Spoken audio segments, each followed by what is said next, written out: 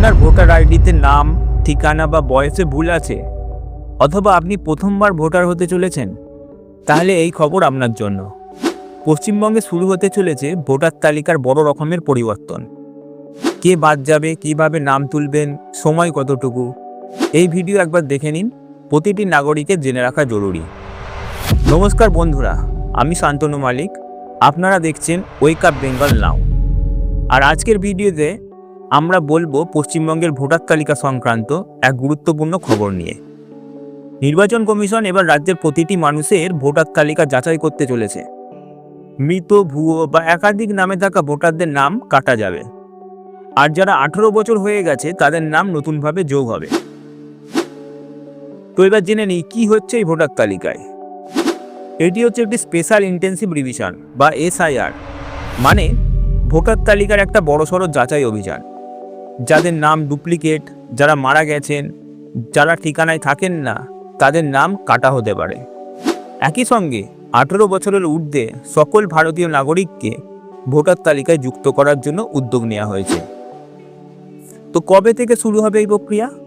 নির্বাচন কমিশনের তরফে জানানো হয়েছে আগস্টের প্রথম সপ্তাহ থেকেই এই প্রক্রিয়া পশ্চিমবঙ্গে শুরু হতে পারে।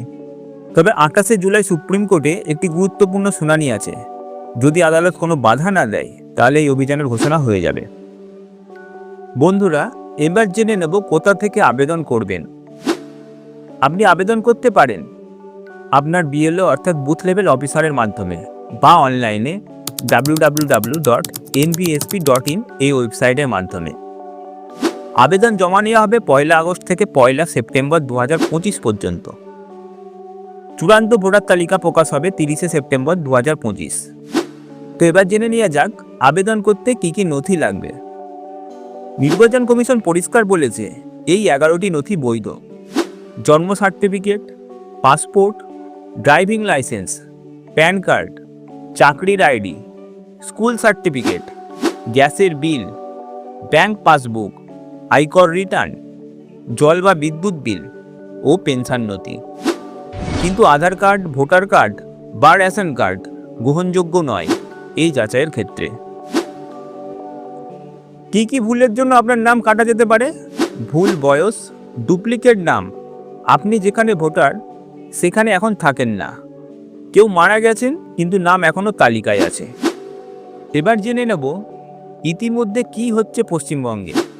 খবরে বলা হয়েছে পশ্চিমবঙ্গের বিভিন্ন জেলায় ইতিমধ্যে 75,000+ আবেদন জমা পড়েছে। জেলাভিত্তিকভাবে BLOরা বাড়ি বাড়ি যাচ্ছেন তথ্য যাচাই করতে।